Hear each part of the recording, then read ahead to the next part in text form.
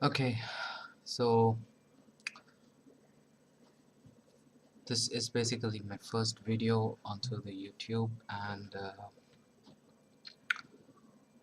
what I would like to talk about today, especially, um is about a topic that is very important for students who are studying electronics and communications, or maybe electrical or electronics, or maybe only electronics engineering.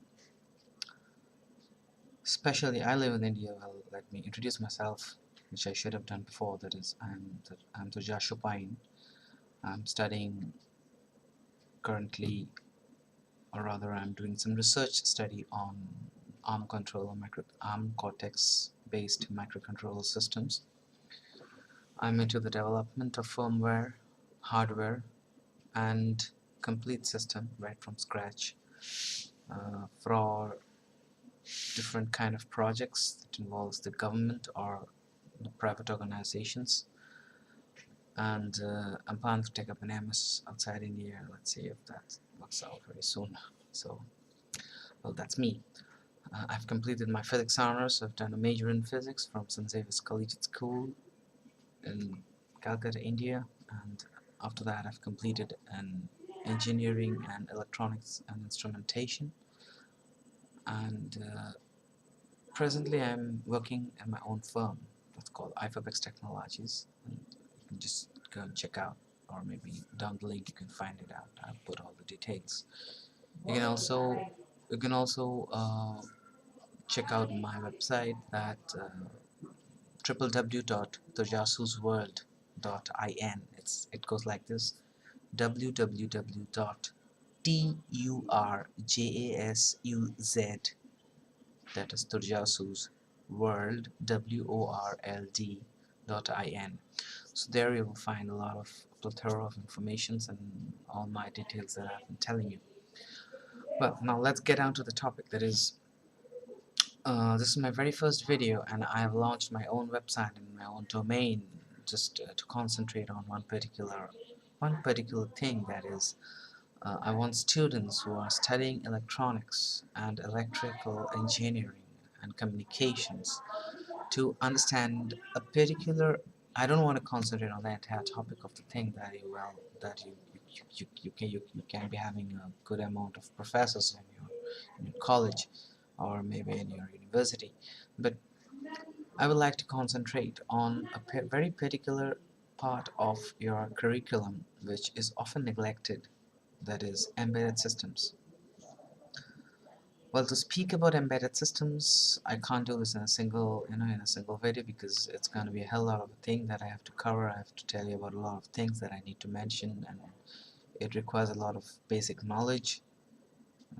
It requires a lot of basic information, but the main gist that I would like to put in through this particular video is that why I am insisting on embedded systems, and why I would like you guys to study this part of your curriculum very seriously as a part of your graduate or undergraduate studies. Well, first let me go on to the simple thing that every day when you wake up, you go to college, you go to work, or you go to anywhere you want. You go for exercise or whatever, you go for gym. The first thing that you do when you just pop up your eyes is that you just found about find for your mobile. Oh God, where's my iPhone, or where's my mobile? So it's the very basic thing that has become of our daily life is mobile. Now, what are these small creatures powered by? We play games, we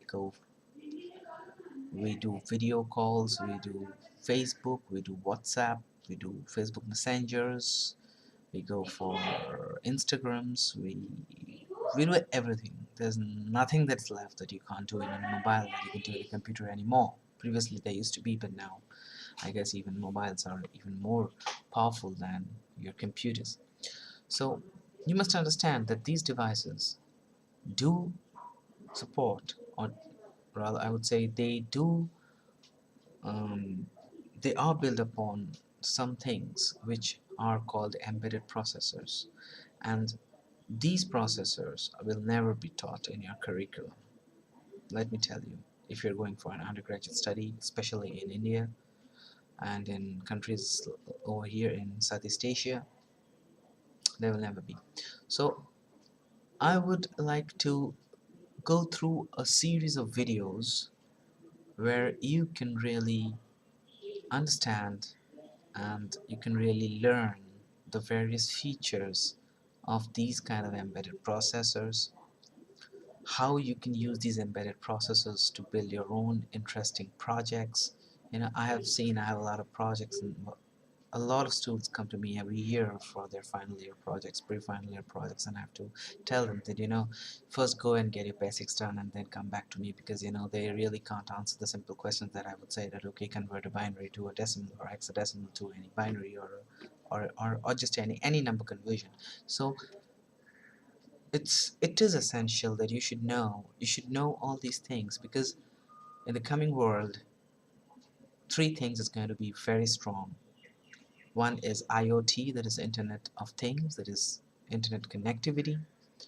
Secondly, you know, each and every device around the world, no matter whatever it is, don't get astonished even if it is your your toiletries, or your geyser, or just anything, maybe even your slippers. They might have internet connectivity. You might just want to trace where your slippers are sometimes, and you can have the IoT connectivity to your slippers powered by your coin cell, and you can just do anything. So I would like to have a series of videos where I will cover all these things so that you learn IoT, that is Internet of Things. I would like to concentrate on some basic processors which are used these days. Basically, there are two type of processors. One is a microprocessor family, that's called ARM Cortex-A, ARM Cortex-R, and the other is microcontroller family, that is ARM Cortex-M. You can also have PIC controllers. You can have other series, other families. And the third thing is obviously uh, integration and system design. That is, if I just give you a lecture on how to program a microcontroller using some C language or C++ in a very good IDE, and you just, or maybe you may be running a real-time OS, and you bloody don't understand anything inside there, what the hell is going on, and you can't integrate the hardware with the software, and you just go for a prototype, you just develop the thing in a kind of a project form. That is going to be of no use, let me tell you. If you're going to design your own project, if you're going to design your own system, you must have good basic knowledge. So these problems I have faced, I have come up, I have fought with myself, I have studied a lot, I have failed, I have I have taken a lot of pains to study.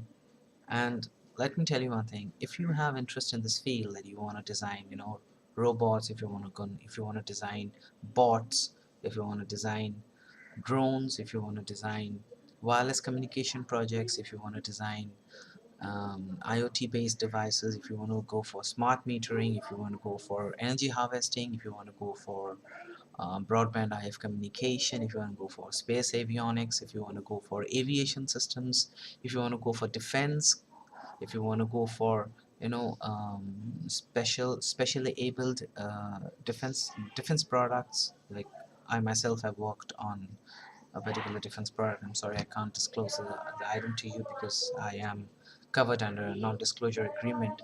But if you are interested in all these kind of electronic geek products that is all around you, then definitely my channel will guide you through. But the first thing is that this is just an introductory video. I have taken almost 9.5 minutes of your time, but this orientation was very necessary.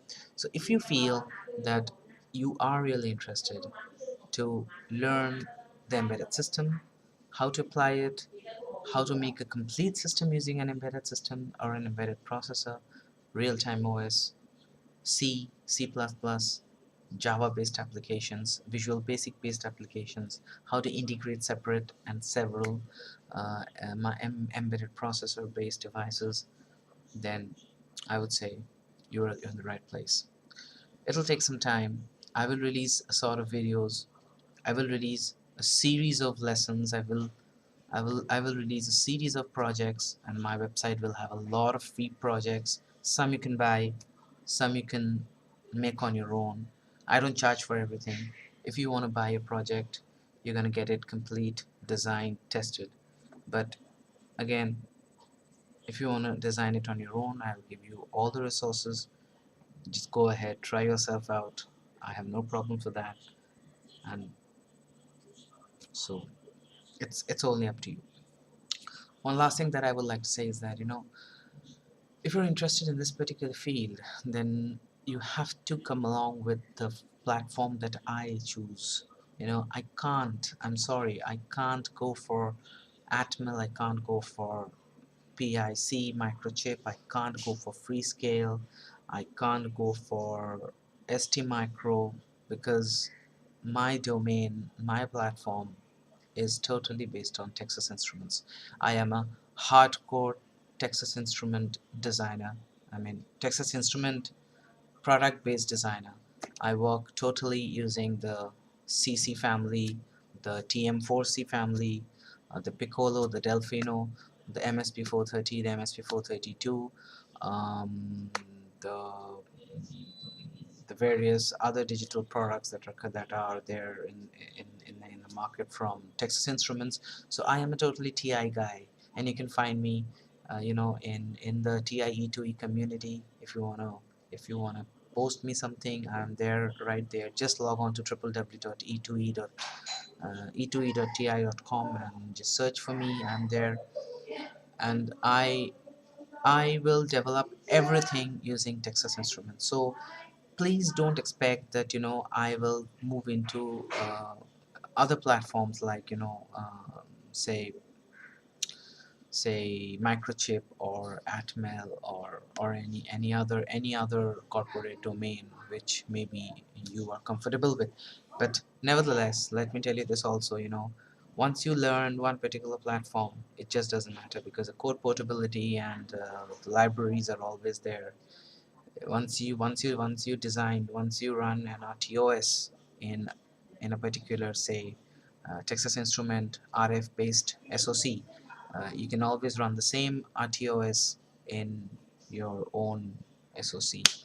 So whether you are using DI CCA family, or you're using microchip, or you're using any other company, it just doesn't matter. You just gotta learn, you just gotta implement, you just gotta know how to call the APIs, you just gotta go to the hardware level, catch it up, communicate, transfer, receive, display, and design and integrate.